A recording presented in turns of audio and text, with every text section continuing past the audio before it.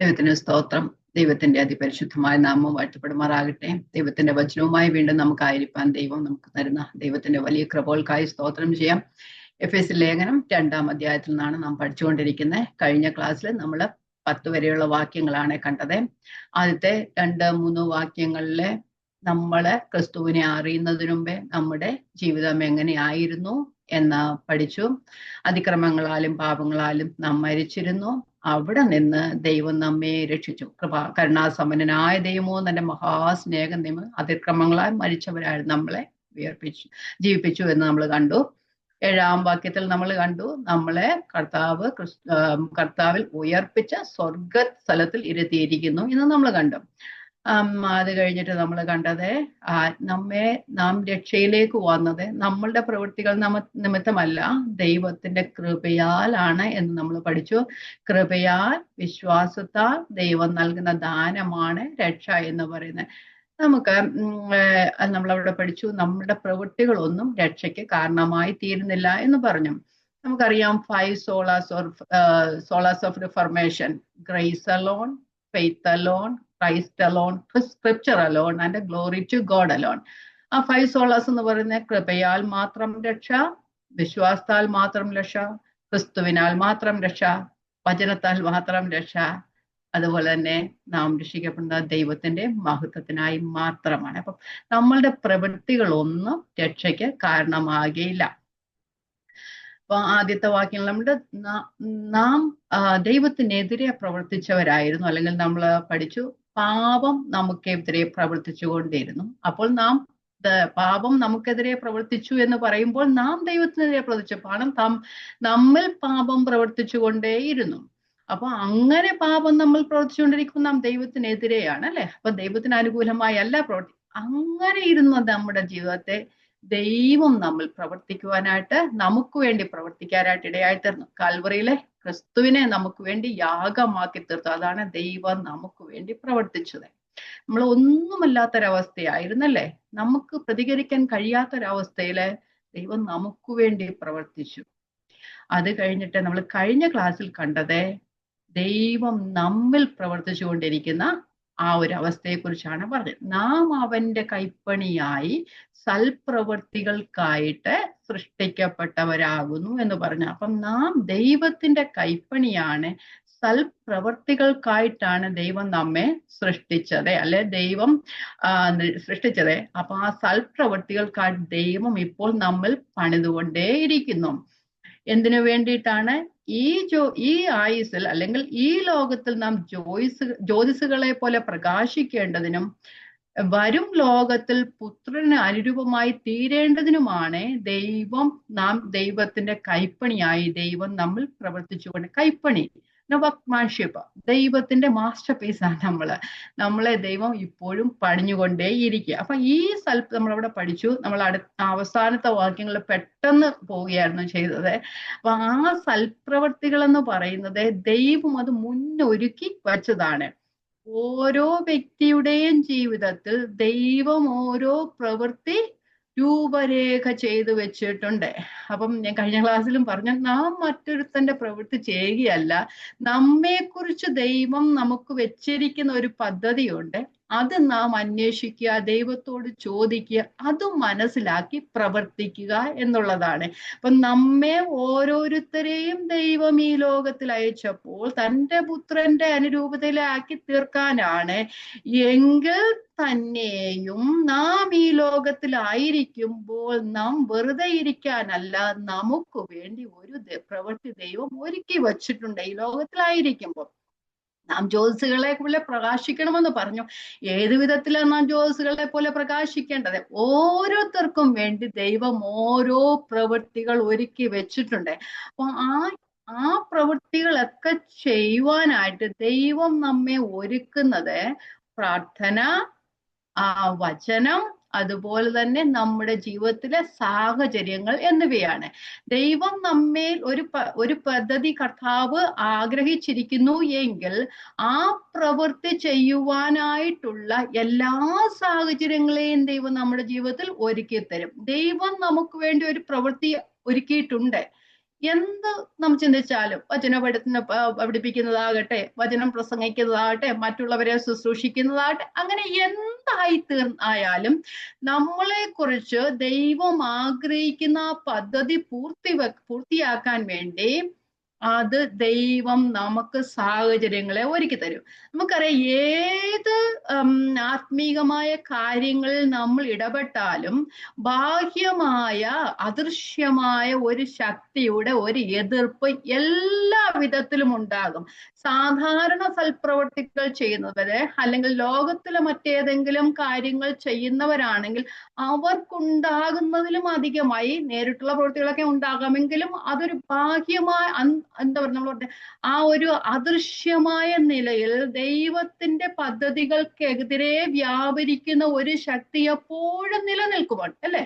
അപ്പൊ നമ്മൾ ഫിലിപ്പി ലേഖനത്തിൽ പറയുന്നുണ്ട്, നമ്മൾ നല്ല പ്രവൃത്തി ആരംഭിച്ചവൻ ക്രിസ്തുവിന്റെ നാളോടെ, യേശു ക്രിസ്തുവിന്റെ നാളോളം അതിനെ തികയ്ക്കുമെന്ന് പറയുന്നത്. അപ്പൊ നമ്മളൊരു പ്രവൃത്തി ദൈവം ആരംഭിച്ചിട്ടുണ്ട്. ആ പ്രവൃത്തി നമ്മൾ നിറവേറ്റാൻ വേണ്ടി നമ്മുടെ സാഹചര്യങ്ങൾ എത്ര പ്രതികൂലമായിരുന്നാലും, നമ്മൾക്ക് കഴിവില്ലാതിരുന്നാലും, എത്ര തടസ്സങ്ങൾ ഉണ്ടായാലും നാം ദൈവത്തിന് സമർപ്പിച്ചു കൊടുത്താൽ ദൈവം നമ്മെ കുറിച്ചുള്ള പദ്ധതി നിവർത്തിയാക്കും. അപ്പൊ ആ പദ്ധതി അറിയുന്നത് നാം ദൈവത്തോട് ചോദിക്കണം. കഴിഞ്ഞ ക്ലാസ്സിലൊക്കെ ഞാൻ പറഞ്ഞതാണ്, മറ്റുള്ളവരുടെ പ്രവൃത്തി അവര് ചെയ്യുന്നത് പോലെ എനിക്ക് ചെയ്യണമെന്ന് പറഞ്ഞാൽ നടക്കുന്ന കാര്യമല്ല.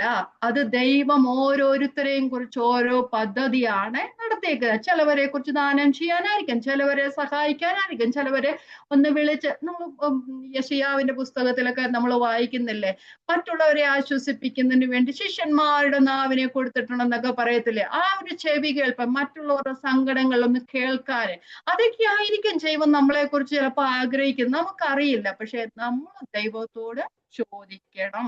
അപ്പൊ അങ്ങനെ ചോദിച്ച്, ദൈവമേ അങ്ങ് എന്നെ കുറിച്ച് ആഗ്രഹിക്കുന്ന പദ്ധതി എന്നിൽ നിറവാക്കണമേ, അത് നിവർത്തിപ്പാനുള്ള കൃപ എനിക്ക് തരണമേ എന്ന് ദൈവത്തോട് പ്രാർത്ഥിക്കും. അപ്പൊ നമ്മളുടെ പ്രാർത്ഥന നമ്മെ ദൈവം അതിലേക്ക് നയിക്കും. കാരണം നമ്മൾ ചിലപ്പോൾ ലോക കാര്യങ്ങൾക്ക് വേണ്ടി, മറ്റുള്ള കാര്യങ്ങൾക്ക് വേണ്ടി പ്രാർത്ഥിക്കുമ്പോൾ ദൈവത്തിന്റെ ആത്മാവ് നമുക്ക് വേണ്ടി ഞെരുങ്ങിക്കൊണ്ടേയിരിക്കും.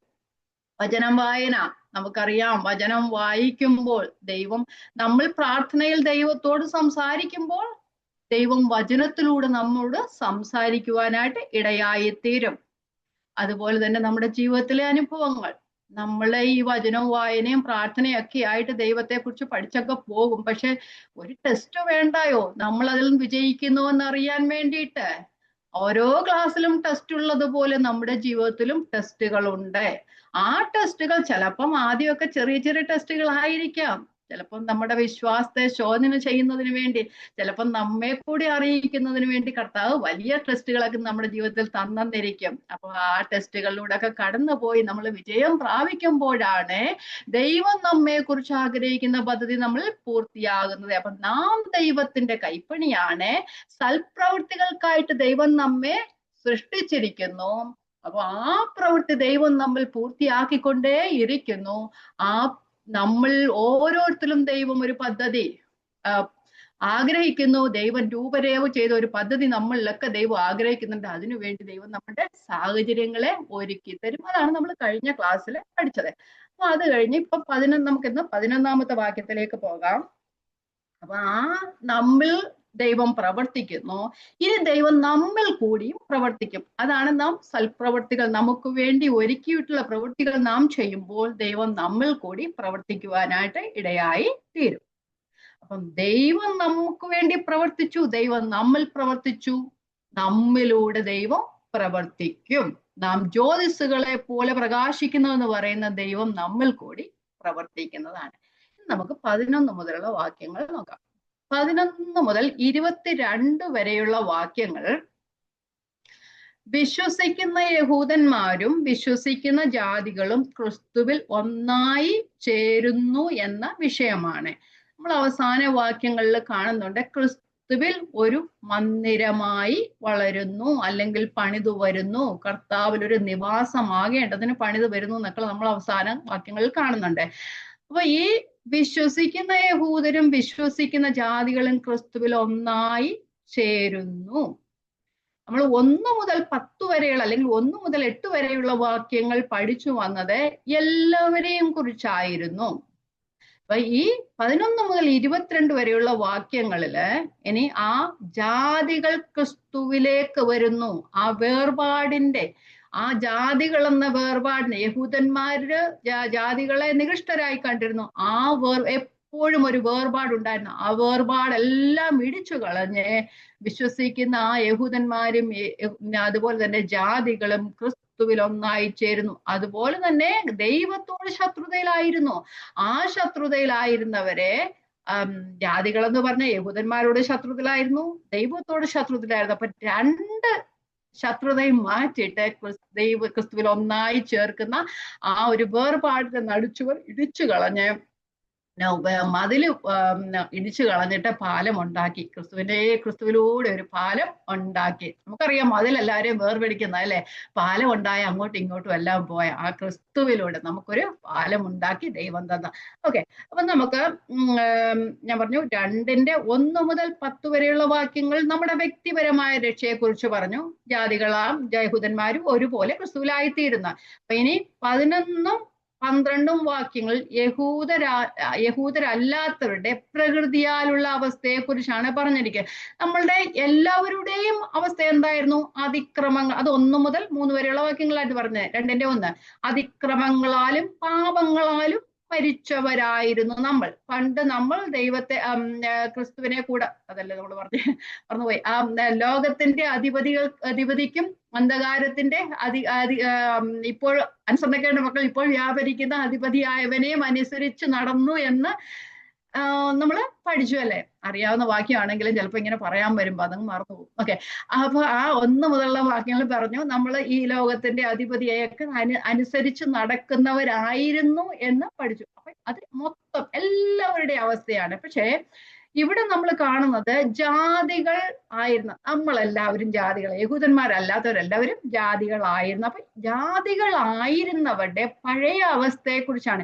കാരണം യഹൂദന്മാർക്ക് പ്രത്യേക പദവികളൊക്കെ ഉണ്ടായിരുന്നു. അവർ ദൈവത്തിന്റെ സ്വന്തം ജനമായിരുന്നു. പക്ഷെ നാം ഒന്നും, അല്ലെങ്കിൽ യഹൂദന്മാരല്ലാത്തവരാരും അങ്ങനെയുള്ള അവസ്ഥയിലായിരുന്നില്ല. അപ്പൊ 11-ാമത്തെ വാക്യം ഞാൻ വായിക്കാം.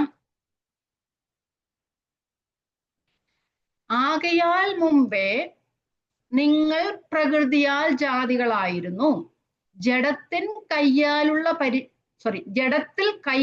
പരിച്ഛേദന ഏറ്റു അഗ്രചർമ്മക്കാർ എന്ന പേരുള്ളവരാൽ തെറ്റിപ്പോയി, പരിച്ഛേദന ഏറ്റു പരിച്ഛേദനക്കാർ എന്ന പേരുള്ളവരെ അഗ്രചർമ്മക്കാർ എന്ന് വിളിക്കപ്പെട്ടിരുന്നു. എന്നോട് വായിക്കാം. ആകയാൽ നിങ്ങൾ മുമ്പേ പ്രകൃതിയാൽ ജാതികളായിരുന്നു, ജഡത്തിൽ കയ്യാലുള്ള പരിച്ഛേദന ഏറ്റു പരിച്ഛേദനക്കാർ എന്ന് പേരുള്ളവരിൽ അഗ്രചർമ്മക്കാർ എന്ന് വിളിക്കപ്പെട്ടിരുന്നു. ജാതികൾ എന്ന പേരുള്ളവരുടെ അല്ലെ യഹൂദന്മാരല്ലാത്തവരുടെ ഒക്കെയും പഴയ അവസ്ഥ അതായിരുന്നു. അപ്പം പഴയ നിയമത്തിൽ നമുക്കറിയാം യഹൂദ ജനം എന്ന് പറയുന്നത് ദൈവത്തിന്റെ ഒരു പ്രത്യേക ജനമായിരുന്നു. അവർക്ക് വേറെ അരുളപ്പാടുകൾ ഉണ്ടായിരുന്നു, അവർക്ക് വേറെ നിയമങ്ങൾ ഉണ്ടായിരുന്നു, അവർക്ക് വേറെ രാജ്യമുണ്ടായിരുന്നു. വചനത്തിൽ നിന്ന് തന്നെ നമുക്കൊന്ന് വായിച്ചു പോകാം. അത് മനസ്സിലാക്കിയാൽ മാത്രമേ ജാതികളും യഹൂദന്മാരും തമ്മിലുള്ള ഒരു വ്യത്യാസം നമുക്ക് മനസ്സിലാകുള്ളൂ. അപ്പൊ ജാതികളായ നമുക്ക് ഒരിക്കലും ദൈവത്തോട് ചേരുവാൻ ഒരിക്കലും ഒന്നിനും യോഗ്യതയില്ലാത്തവരായിരുന്നു. നമ്മുടെ പഴയ അവസ്ഥ മനസ്സിലാക്കിയല്ല നാം ഇപ്പൊ എവിടെ ആയിരിക്കുന്ന അവസ്ഥയുടെ ഒരു എന്താ പറയുക മഹത്വം മനസ്സിലാക്കാനായിട്ട് കഴിയത്തുള്ളൂ. യഹൂദന്മാരെ ദൈവം തെരഞ്ഞെടുത്തായിരുന്നു, പക്ഷെ ജാതികളെ ഒരിക്കലും ദൈവം തെരഞ്ഞെടുത്തിട്ടില്ല. അങ്ങനെ തെരഞ്ഞെടുക്കാത്തവരെ ദൈവം വിളിച്ചു വേർതിരിക്കുകയാണ്. നമ്മളെല്ലാവരും ആ കൂട്ടത്തിലുള്ളവരായിരുന്നു. അപ്പൊ നമ്മൾക്കിപ്പോ ഒരു മഹത്വപരമായ അവസ്ഥയിലേക്ക് ദൈവം നമ്മെ എത്തിച്ചപ്പോൾ നമ്മുടെ പഴയ അവസ്ഥ അറിഞ്ഞാലല്ലേ നമുക്ക് ഇപ്പോഴത്തെ അവസ്ഥയെ കുറിച്ച് ദൈവത്തിന് നന്ദി പറയുവാനായിട്ട് കഴിയത്തുള്ളൂ. വായിക്കാം.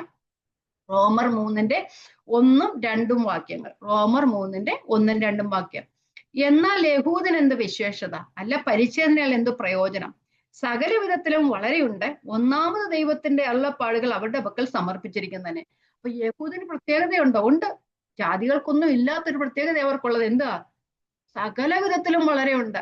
ദൈവത്തിന്റെ അരുളപ്പാടുകൾ അവരുടെ പക്കൽ സമർപ്പിച്ചിട്ടുണ്ട്. അപ്പൊ ജാതികൾക്ക് ഒരു അരുളപ്പാടുകളും ഒരു നിയമങ്ങളും ഇല്ല. നമുക്ക് റോമാലേഖനം 9:4-5 വായിച്ചു കഴിഞ്ഞാല് റോമലേഖനം 9:4-5 നമുക്ക് എല്ലാവർക്കും അറിയാവുന്ന കാര്യങ്ങളാണ്. അവർ ഇസ്രായേലിയർ പുത്രത്വവും തേജസ്സും നിയമങ്ങളും ന്യായപ്രമാണവും ആരാധനയും വാഗ്ദത്തങ്ങളും അവർക്കുള്ളവ. അപ്പൊ നമ്മളൊന്ന് വായിച്ചു നോക്കിയേ. ഇസ്രായേലിയറാണ്, പുത്രത്വം ഉണ്ട്. അപ്പം ജാതികൾക്ക് പുത്രത്വം ഇല്ല, തേജസ് ഇല്ല, നിയമങ്ങളില്ല, ന്യായപ്രമാണമില്ല, ആരാധനയില്ല, വാഗ്ദത്തങ്ങളില്ല, ഒന്നുമില്ല. 5-ാമത്തെ വാക്യം, പിതാക്കന്മാരും അവർക്കുള്ളവർ തന്നെ, ജഡപ്രകാരം ക്രിസ്തുവും അവരിൽ നിന്നല്ലോ ഉത്ഭവിച്ചത്, അവൻ സകലത്തിനും മീതെ ദൈവമായി എന്നേക്കും വാഴ്ത്തപ്പെട്ടവർ. അപ്പം യഹൂദന്മാരെ സംബന്ധിച്ച് അവർ ദൈവത്തിന്റെ പ്രത്യേക ജനമായിരുന്നു. അപ്പൊ ദൈവത്തിന്റെ വാഗ്ദത്ത ജനം എന്ന നിലയിൽ യഹൂദന്മാർക്ക് വലിയ പ്രത്യേകത ഉണ്ടായിരുന്നു. അവർക്ക് ഏറ്റവും വലിയ പ്രത്യേകതയെ അവർ കണ്ടിരുന്ന 2 കാര്യങ്ങളായിരുന്നു. ഒന്ന്, അവർക്ക് പരിച്ഛേദന ഉണ്ടായിരുന്നു. രണ്ടാമത്, അവർക്ക് ദൈവത്തിന്റെ ന്യായപ്രമാണം ഉണ്ടായിരുന്നു. നമ്മൾ കഴിഞ്ഞ ഗലാത്യ ലേഖനമൊക്കെ പഠിച്ചപ്പോൾ പറഞ്ഞു, ഈ യഹൂദന്മാര് ശരിക്കും അവര് ദൈവത്തിന്റെ സ്വന്തം ജനമാന്ന് പറഞ്ഞു. പക്ഷെ ജാതികളെ അവർ ഏറ്റവും പുച്ഛമായിട്ടാണ് കാണുന്നത്. കാരണം യഹൂദന്മാർക്ക് അവർക്ക് ന്യായപ്രമാണം ഉണ്ടായിരുന്നു. അത് രക്ഷയിലേക്ക് അല്ലെ മശികയിലേക്ക് നടത്തുമെന്നല്ലാതെ അത് രക്ഷിക്കാൻ തക്കതായ ഒരു മാർഗങ്ങളും അതിനകത്തില്ലായിരുന്നു. കാരണം അവരുടെ മനസ്സ് കണ്ണപ്പെട്ടു പോയിരുന്നു. പക്ഷെ എന്നിരുന്നാലും അവർ ചിന്തിച്ചിരുന്നത് അവർ ദൈവത്തിന്റെ സ്വന്തം ജനമാണ്, രക്ഷയ്ക്ക് പ്രാപ്തമായി എല്ലാ കാര്യങ്ങളും അവർക്കുണ്ടായിരുന്നു. ജാതികളെ സംബന്ധിച്ചപ്പോൾ അവർക്ക് ന്യായപ്രമാണമില്ല, അവർക്ക് രക്ഷയ്ക്കൊന്നും ഒരു കാര്യങ്ങളുമില്ല, നാശത്തിനും അല്ലെ നരകത്തിനും യോഗ്യതയുള്ളവർ മാത്രമായിരുന്നു ജാതികളെന്ന് പറഞ്ഞത്. അങ്ങനെ വരുമ്പോൾ ഈ യഹൂദന്മാര് തങ്ങളെ തന്നെ വലിയ ആൾക്കാരെ കണ്ടു. അപ്പം പരിച്ഛേദന അവർക്കുണ്ട്, അതുപോലെ തന്നെ അവർക്ക് ന്യായപ്രമാണം ഉണ്ടായിരുന്നു. അപ്പൊ അവർക്ക് പ്രത്യേകമായി ലഭിച്ച എല്ലാ കാര്യത്തിലും അവർ വളരെ പ്രശംസിച്ചിരുന്നു. ജാതികൾക്ക് അങ്ങനെയൊന്നും ഇല്ലായിരുന്നു. ജാതികൾ യഹൂദന്മാർ ജാതികളെ വളരെ അവജ്ഞയോടാണ് കരുതിയിരുന്നത്.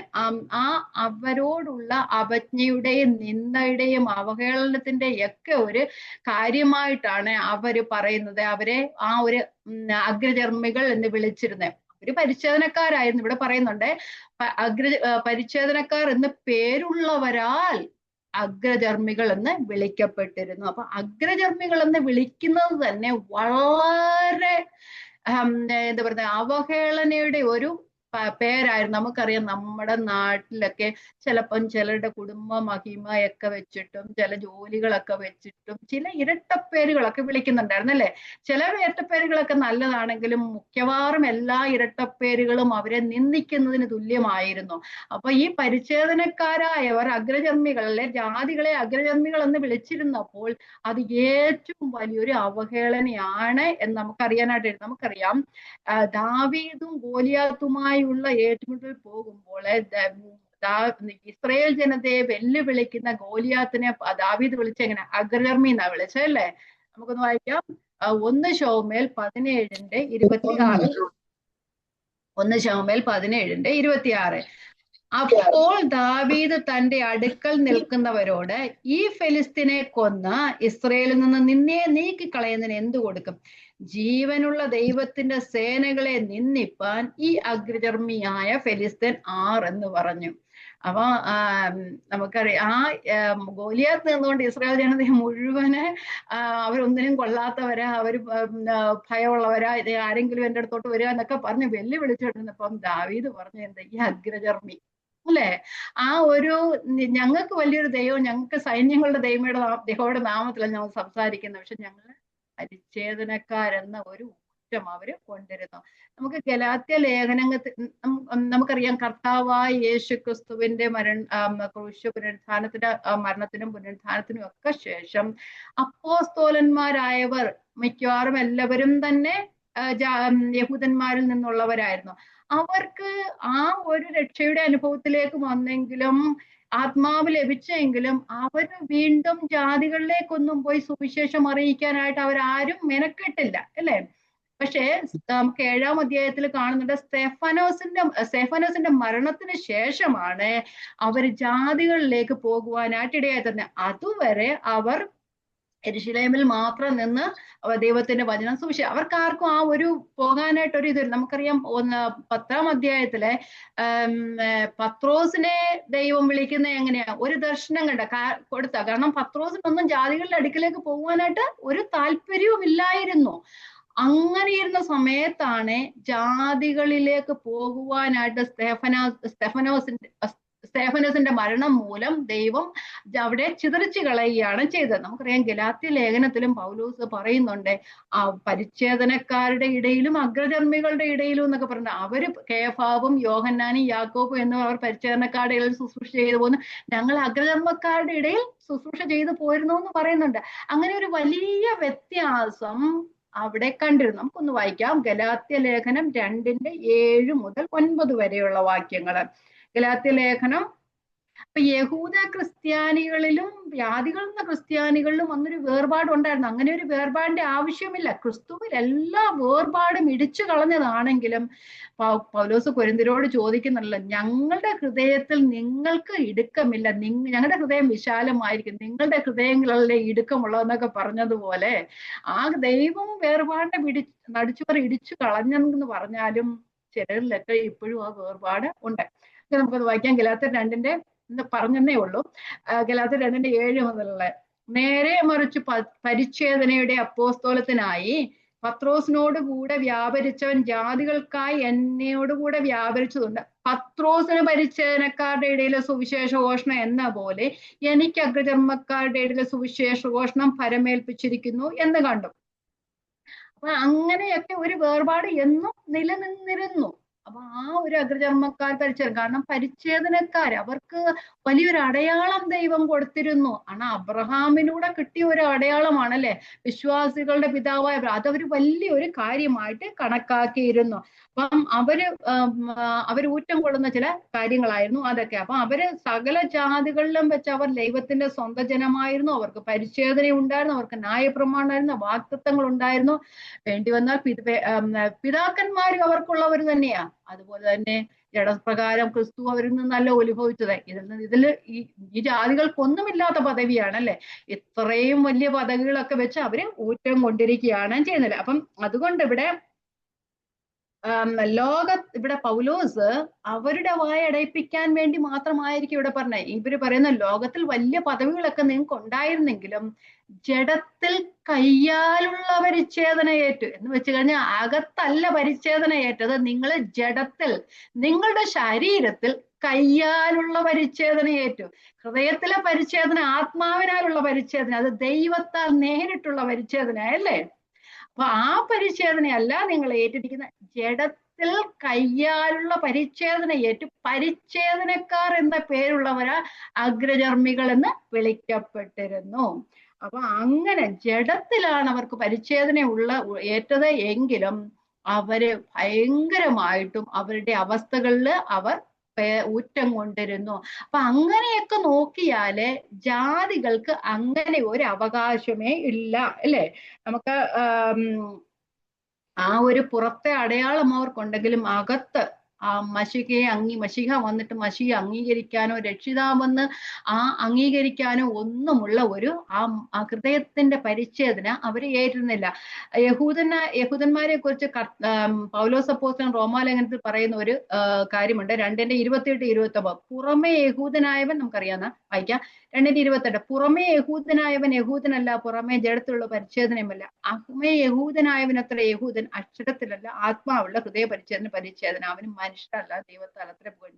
ഇവിടെ ജഡത്തിൽ കയ്യാലുള്ള മനുഷ്യരാലുള്ള അല്ലെങ്കിൽ പുറമേയുള്ള ശരീരത്തിലുള്ള പരിച്ഛേദന മാത്രമേ അവർക്ക് ഉണ്ടായിരുന്നുള്ളൂ. പക്ഷെ ആ പരിച്ഛേദന ഏറ്റവരായിരുന്നെങ്കിലും അവര് വലിയ ജനമാണ്, ദൈവത്തിന്റെ സ്വന്തം ജനമാണ് എന്നൊക്കെ ഊറ്റം കൊണ്ടിരുന്നതാണ് കേൾക്കുന്നത്. അപ്പം മറ്റ് ജാതികളെ അപേക്ഷിച്ച് സാമൂഹ്യപരമായും ആത്മീകപരമായും അവർക്ക് വലിയ പ്രാധാന്യമുണ്ടായിരുന്നു. അപ്പൊ ഞാനിപ്പോ ഇവിടെ പറഞ്ഞു സോഷ്യലായിട്ടുള്ള പ്രത്യേകത എന്ന് നമുക്കറിയാമല്ലോ. ഇസ്രയേൽ ഒരു പ്രത്യേക രാഷ്ട്രമാണ് അല്ലെ. അതിന് നിയമങ്ങൾ വേറെ, ജാതികളിൽ നിന്നും സെപ്പറേറ്റ് ആണ് അതിന്റെ നിയമങ്ങളൊക്കെ അല്ലെ. കൂടുതൽ ന്യായപ്രമാണത്തിൽ പറഞ്ഞിരിക്കുന്ന നിയമങ്ങളൊക്കെ ആയിരുന്നു അവർക്കുണ്ടായിരുന്നത്. അപ്പൊ അവരുടെ നിയമങ്ങൾ വേറെയായിരുന്നു മറ്റുള്ള ജാതികളിൽ നിന്നുള്ള എല്ലാത്തിൽ നിന്ന്. ഇപ്പോഴും നമുക്ക് മനസ്സിലാക്കാൻ കഴിയുമല്ലോ, ഇസ്രയേലിന് എല്ലാം വേറെയാണ്. അത് ദൈവത്തിന്റെ സ്വന്തം ജനമാണ്, ദൈവത്തിന്റെ സ്വന്തം രാഷ്ട്രമാണ്.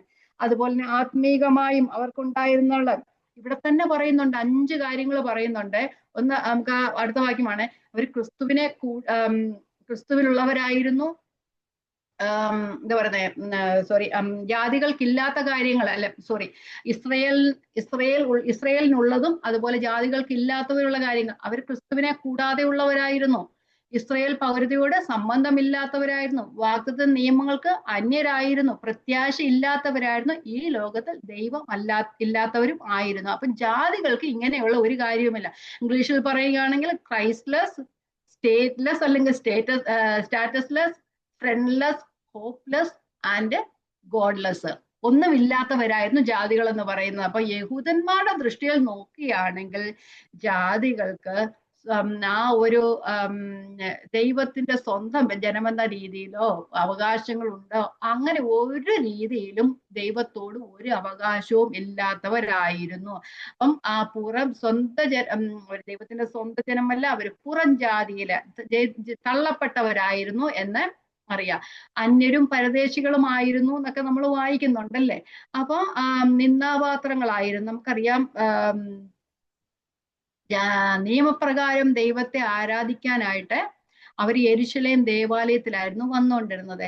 നമ്മൾ കഴിഞ്ഞ ഗലാത്യലേഖനത്തിൽ പറഞ്ഞു വിട്ടുണ്ടായിരുന്നു, അവൻ എന്ന് പറയുന്ന ജാതികളിൽ നിന്നും യഹൂദന്മാരായി തീർന്നവരും ഉണ്ടായിരുന്നു. അപ്പം ജാതികളെ യഹൂദന്മാരാക്കുവാൻ അവർ കരയും കടലും പോയി പരിശ്രമിക്കുന്നൊക്കെ പറഞ്ഞിരുന്നായിരുന്നു അല്ലെ. അപ്പൊ അങ്ങനെ ജാതികളിൽ നിന്നും യഹൂദന്മാരായി തീർന്നാൽ തന്നെയും ആ നിയമപ്രകാരം ദൈവത്തെ ആരാധിക്കാൻ യെരുശലേം ദേവാലയത്തിൽ വന്നു കഴിഞ്ഞാൽ പോലും അവർക്ക് യഹൂദന്മാരോട് കൂടെ ഒരുമിച്ച് ആരാധിപ്പാനുള്ള സ്വാതന്ത്ര്യമില്ലായിരുന്നു. നമുക്കറിയാം, അവിടെ ജാതികളുടെ പ്രാകാരം എന്നൊക്കെ പറഞ്ഞുകൊണ്ടായിരുന്നു. യഹൂദന്മാരുടെ പ്രാകാരം, ജാതികളുടെ പ്രാകാരം, സ്ത്രീകളുടെ പ്രാകാരം. ഈ ജാതികളെയും സ്ത്രീകളെയൊക്കെ അവർ വലിയ ഒട്ടും വിലയില്ലാത്തവരായിരുന്നു കരുതിയിരുന്നത്. യഹൂദ മതത്തിൽ നിന്നും അനേകം ജാതികളിൽ നിന്ന് അനേകം യഹൂദ മതത്തിലേക്ക്, നമുക്കറിയാം രൂത്ത്, രാഹാബ് എന്നിവരൊക്കെ എങ്ങനെ വന്നവരാണ്.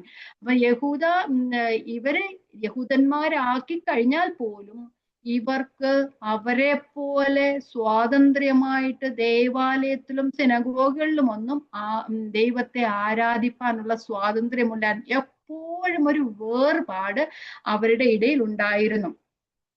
അപ്പം അവിടെ പൗലോസ് പറയുകയാണ്, നിങ്ങളും പ്രകൃതിയാൽ ജാതികളായിരുന്നു. അപ്പം നമ്മളും യഹൂദന്മാരെ പോലെ വിശേഷതയുള്ളവരൊന്നുമല്ലായിരുന്നു, നമ്മൾ എല്ലാവരും ജാതികളായിരുന്നു എന്ന് പറയുന്നുണ്ട്. നമുക്ക് 12-ാമത്തെ വാക്യത്തിലേക്ക് പോകാം. ആ ജാതികളായിരുന്നവരെ എങ്ങനെയുള്ളവരായിരുന്നു, എന്തൊക്കെ ഇല്ലാത്തവരായിരുന്നു. അക്കാലത്തു നിങ്ങൾ ക്രിസ്തുവിനെ കൂടാതെയുള്ളവർ, ഇസ്രയേൽ പൗരതയോട് സംബന്ധമില്ലാത്തവരും, വാഗ്ദത്തത്തിന്റെ നിയമങ്ങൾക്ക് അന്യരും, പ്രത്യാശയില്ലാത്തവരും, ലോകത്തിൽ ദൈവമില്ലാത്തവരും എന്ന് അറിഞ്ഞുകൊള്ളുവിൻ. നോക്കിക്കഴിഞ്ഞാൽ ഒന്നുമില്ലാത്തവരല്ലേ.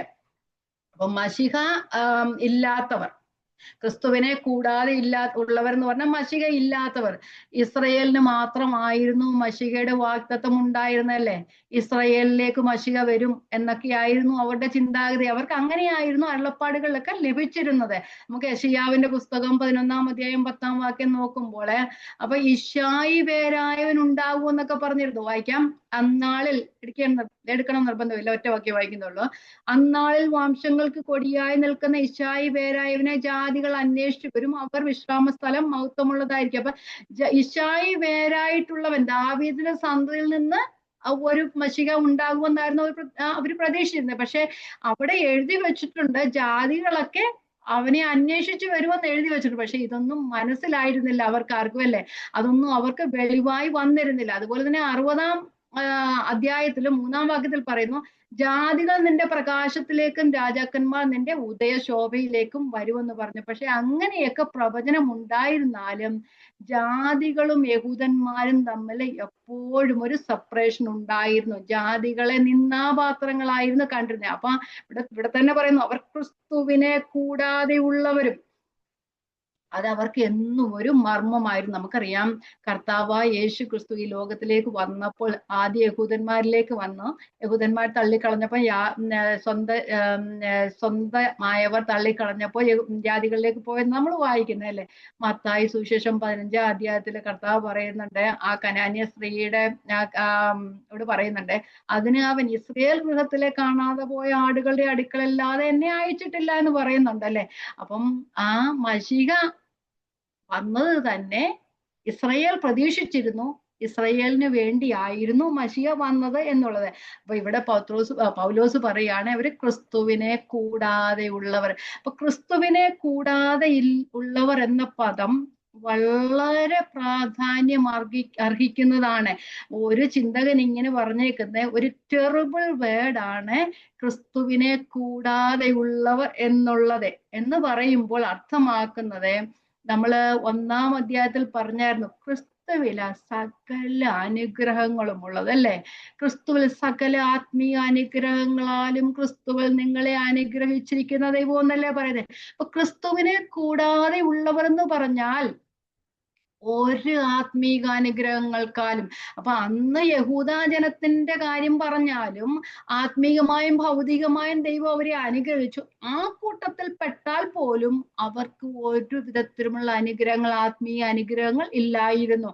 നമ്മള് ദൈവജനത്തിന്റെ കാര്യം പറയുമ്പോൾ നമ്മൾ ഇപ്പം ദൈവത്തെ അറിയാത്തവർക്ക് സ്വർഗീയമായ ഒരു ആത്മീക അനുഗ്രഹങ്ങൾക്കും അവകാശമില്ലാത്തവർ, ക്രിസ്തുവിനെ കൂടാതെയുള്ളവരെന്ന് പറയുമ്പോൾ ഒരു ആത്മീക അനുഗ്രഹങ്ങൾക്കും അവകാശമില്ലാത്തവരെ, പിന്നെ ജീവിതത്തിൽ പ്രകാശമില്ലാത്തവരെ.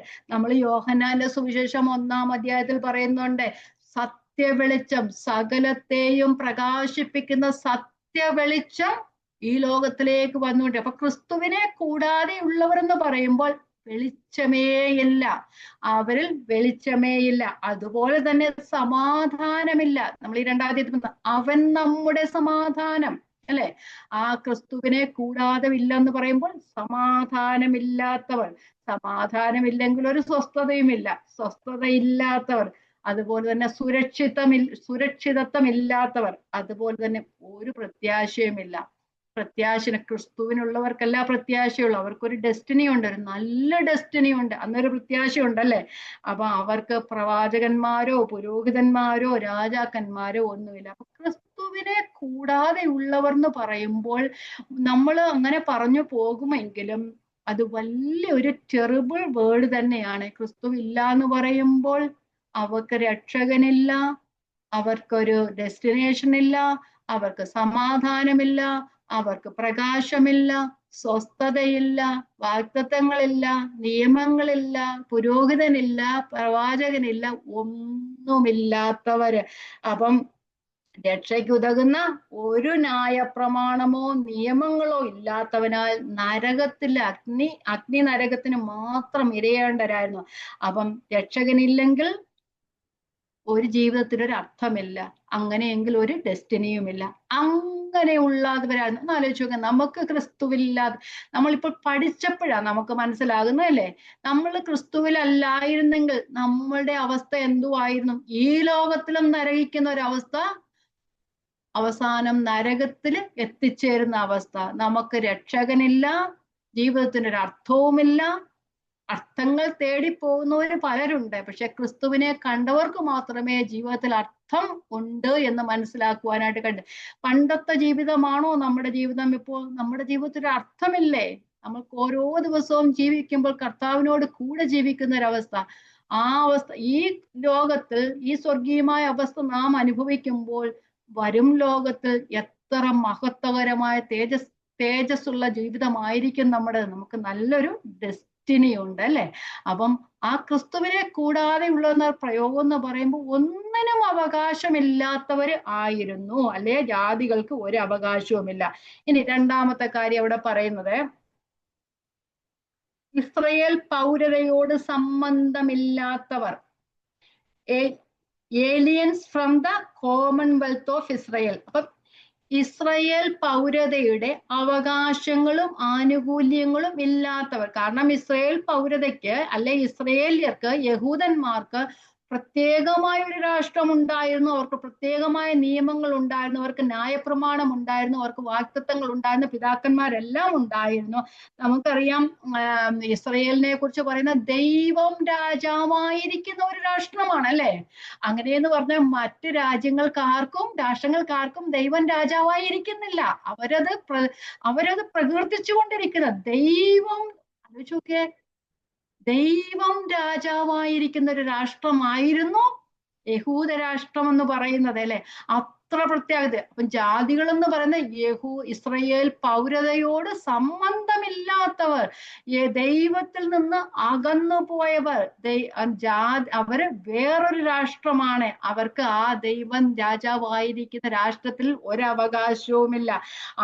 നമുക്കറിയാം ആവർത്തന പുസ്തകത്തിൽ പറയുന്ന ഓരോ അനുഗ്രഹങ്ങളും അവർക്കില്ലായിരുന്നു. പ്രത്യേകിച്ച് 28-ാം അധ്യായം 29-ാം അധ്യായം നാം വായിക്കുമ്പോൾ എന്തൊക്കെ നമ്മൾ അവിടെ വായിക്കുന്നത് അല്ലേ. ശാപവും അനുഗ്രഹവും ഒക്കെ അവിടെ പറഞ്ഞിട്ടുണ്ട്. അപ്പൊ ആ ശാപത്തിനൊക്കെ എന്താ പറഞ്ഞ അവകാശമുള്ളവരായിരുന്നു, ഇസ്രയേൽ പൗരതയോട് സംബന്ധമില്ലാത്തവരായിരുന്നു. എന്ന് പറഞ്ഞു കഴിഞ്ഞാൽ ആത്മീകമായും ഭൗതികമായും നോക്കിയാൽ ഒരു അവകാശവും ഇല്ലാത്തവരായിരുന്നു, ഒരു യോഗ്യതയുമില്ല. അപ്പം യഹൂദന്മാർക്ക് എല്ലാ പദവികളുണ്ട്. അങ്ങനെയൊന്നും അവകാശപ്പെടുവാനായിട്ട് ജാതികൾക്ക് അവകാശമില്ലായിരുന്നു. ഇനി വാഗ്ദത്തത്തിന്റെ നിയമങ്ങൾക്ക് അന്യര് യഹൂദ ജനത്തിന് ദൈവം അനേകം ഉടമ്പടികളെ കൊടുത്ത, അബ്രഹാമിനൊക്കെ ഉടമ്പടികൾ കൊടുത്തിട്ടാണ് ന്യായപ്രമാണം കൊടുത്തതെങ്കിലും നമുക്ക് ചില കവനന്റുകളെ കുറിച്ചൊക്കെ മനസ്സിലാക്കുവാനായിട്ട് കഴിയും. അബ്രഹാമിലൂടെയും ഇസ്ഹാക്കിലൂടെയും യാക്കോബിലൂടെയും ദാവീദിലൂടെയും മോശയിലൂടെയൊക്കെ നമ്മൾ കവനന്റുകൾ കൊടുത്തിട്ടുണ്ട്.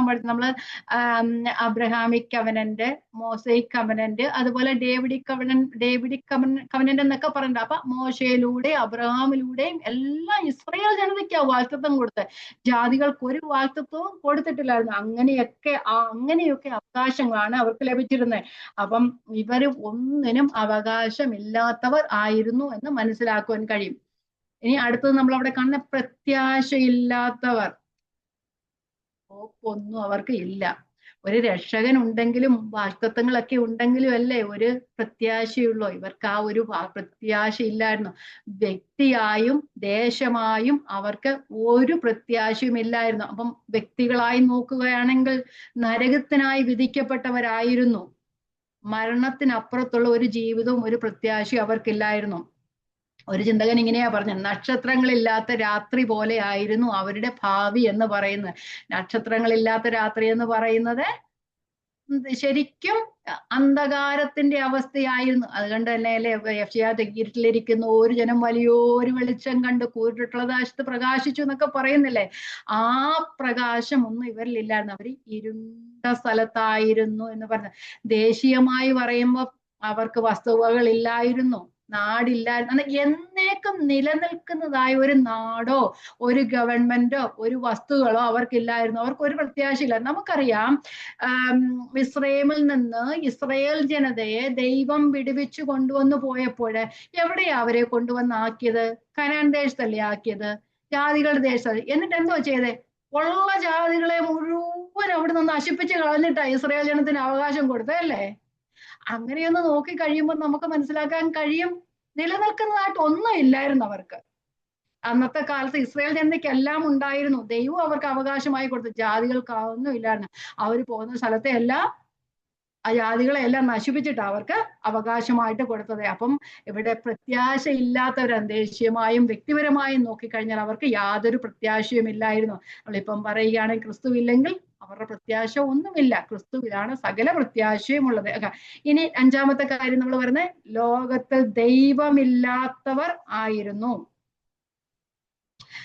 ദൈവമില്ലാത്തവർ എന്ന് പറഞ്ഞു കഴിഞ്ഞാൽ നിരീശ്വരവാദികളായിരുന്നു അവർ എന്ന് അർത്ഥമില്ല.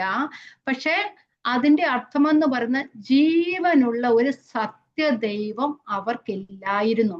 ഇല്ലായിരുന്നു എന്ന് പറഞ്ഞാൽ അത് ശരിയാകത്തില്ല. ഉണ്ടായിരുന്നു, പക്ഷെ ആ സത്യദൈവത്തെ വിശ്വസിക്കാനായിട്ട് അവർക്ക് ആ ഹൃദയം അവരുടെ തുറന്നിരുന്നില്ല. അത്രമാത്രം നമുക്ക് പറഞ്ഞാൽ മതി. നമ്മൾ കൊരിന്ത്യർ ലേഖനത്തിൽ പറയുന്നുണ്ടല്ലോ, ആ വിഗ്രഹാർപ്പിതങ്ങളുടെ കാര്യങ്ങളെ കുറിച്ചൊക്കെ പറഞ്ഞാലും അവിടെ പറയുന്നുണ്ട് നിങ്ങൾക്ക് പല ദേവന്മാരും പല കർത്താക്കന്മാരും ഉണ്ടെന്ന് നിങ്ങൾ പറയുന്നുവല്ലോ. എന്നാൽ ലോകത്തിൽ ദേവന്മാരെന്നു പേരുള്ളവരുണ്ടെങ്കിലും പിതാവായ ഏക ദൈവമേ നമുക്കുള്ളൂ എന്നൊക്കെ പറയുന്നുണ്ട്. അപ്പം അവർക്ക് ദേവന്മാരും കർത്താക്കന്മാരും ഇല്ലെന്നല്ല പറഞ്ഞ്, അവർക്ക് ദേവന്മാരൊക്കെ ഉണ്ടായിരുന്നു, പേര് പറയുന്നവരൊക്കെ ഉണ്ടായിരുന്നു. അവരാരും ജീവനുള്ള ദൈവം അല്ലായിരുന്നു. അപ്പൊ അവര് മൂഢവിഗ്രഹങ്ങളെയൊക്കെ ആയിരുന്നു ദൈവമായി ആരാധിച്ചത്. അപ്പൊ ലോകത്തിൽ ദൈവമില്ലാത്തവരായിരുന്നു. അപ്പം മനുഷ്യന്റെ കൈപ്പണിയാൽ ഉണ്ടായ മരം, കല്ല് എന്നിവയിലൊക്കെ ഉണ്ടാക്കിയ ജീവനില്ലാത്ത ദൈവങ്ങളായിരുന്നു അവർക്കുള്ളത്. അന്ന് പറഞ്ഞാൽ ദൈവമില്ലാത്ത ജീവനുള്ള സത്യ ഏക ദൈവം അവർക്കില്ലായിരുന്നു. അവരെ കുറിച്ച് റോമാലേഖനം 1-ാം അധ്യായത്തിൽ 18 മുതൽ 25 വരെയുള്ള വാക്യങ്ങളില് പൗലോസ് അപ്പോസ്തലൻ പറയും. നമുക്കൊന്ന് വായിച്ചു പോകാം. ജാതികളായവരെ കുറിച്ച്, അല്ലെങ്കിൽ ദൈവമില്ലാത്തവരെ കുറിച്ച്, അവരുടെ സ്വഭാവം എങ്ങനെയായിരുന്നു? ദൈവം ഇല്ലാഞ്ഞിട്ടല്ല, ദൈവത്തിൽ വിശ്വസിപ്പാൻ അവർക്ക് കഴിഞ്ഞിരുന്നില്ല. അവരുടെ ഹൃദയം കഠിനപ്പെട്ടു പോയവരായിരുന്നു. വായിക്കാം 1:18. അനീതി കൊണ്ട് സത്യത്തെ തടുക്കുന്ന മനുഷ്യർ. അപ്പൊ അനീതി കൊണ്ട് സത്യത്തെ തടുക്കുന്നവരായിരുന്നു. തടുക്കുന്ന മനുഷ്യരുടെ സകല അഭക്തിക്കും അനീതിക്കും നേരെ ദൈവത്തിന്റെ കോപം സ്വർഗത്തിൽ നിന്ന് വെളിപ്പെടുന്നു. ദൈവത്തെ കുറിച്ച് അറിയാവുന്നവർക്ക് വെളിവാക്കിയിരിക്കുന്നുവല്ലോ. ദൈവം അവർക്ക് വെളിവാക്കിയല്ലോ. അവന്റെ നിത്യശക്തിയും ദിവ്യത്വവുമായി അവന്റെ അദൃശ്യ ലക്ഷണങ്ങൾ ലോക സൃഷ്ടി മുതൽ അവന്റെ പ്രവൃത്തികളാൽ ബുദ്ധിക്ക് തെളിവായി വെളിപ്പെട്ടു വരുന്നു. അവർക്ക് പ്രതിവാദമില്ലാത്തത് തന്നെ. സൃഷ്ടി മുതലുള്ള കാര്യങ്ങൾ, ഈ ആകാശവും ഭൂമിയും എല്ലാം സൃഷ്ടിച്ചതിന്റെ പിന്നിൽ ഒരു സത്യദൈവം, ഒരു ജീവനുള്ള ദൈവം എന്ന് മനസ്സിലാക്കാൻ കഴിവില്ലാത്തവരായി പോയി അല്ലെ. അവർ ദൈവത്തെ അറിഞ്ഞിട്ടും അവനെ ദൈവമെന്ന് ഓർത്ത് മഹത്വീകരിക്കുകയോ നന്ദി കാണിക്കുകയോ ചെയ്യാതെ അവരുടെ നിരൂപണങ്ങൾ വ്യർത്ഥരായി തീർന്നു. അവരുടെ വിവേകമില്ലാത്ത ഹൃദയം ഇരുണ്ടുപോയി. ജ്ഞാനികൾ എന്ന് പറഞ്ഞ് അവർ മൂഢരായിപ്പോയി. ഇനി 23-ാമത്തെ വാക്യം. അവർ അക്ഷയനായ ദൈവത്തിന്റെ തേജസ്സിനെ ക്ഷയമുള്ള പക്ഷി, മനുഷ്യൻ, നാൽക്കാലി, ഇഴജാതി എന്നിവയുടെ രൂപസാദൃശ്യമാക്കി കളഞ്ഞു. അതുകൊണ്ട് ദൈവം അവരെ തങ്ങളുടെ ഹൃദയങ്ങളുടെ മോഹങ്ങളിൽ സ്വന്തം ശരീരങ്ങളെ തമ്മിൽ അപമാനിക്കേണ്ടതിന് അശുദ്ധിയിൽ ഏൽപ്പിച്ചു.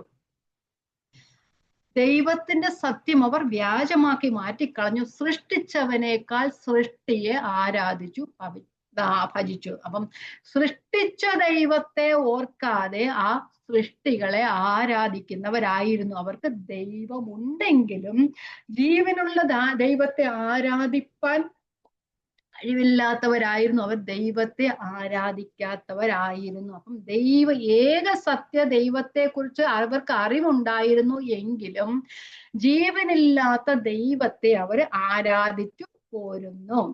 അപ്പം ദൈവമില്ലാത്ത ലോകത്തിൽ ദൈവത്തോടുള്ള ശത്രുതയിൽ, ദൈവമില്ലാത്ത അവസ്ഥയിൽ അവർ ജീവിച്ചു. അപ്പം ദൈവത്താൽ നിർമ്മിതമായ ഈ ഭൂമിയിൽ അവർ ദൈവമില്ലാത്തവരായി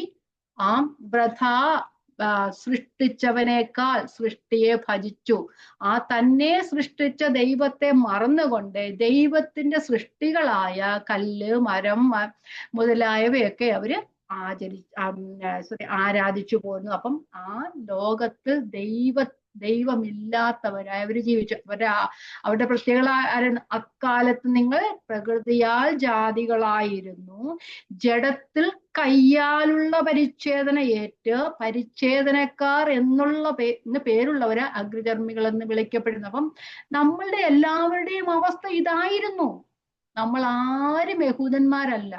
അപ്പൊ യഹൂദന്മാരല്ലാത്തവര് മുഴുവൻ ജാതികളാണ്. അപ്പൊ നമ്മളുടെ അവസ്ഥ ഇതായിരുന്നു.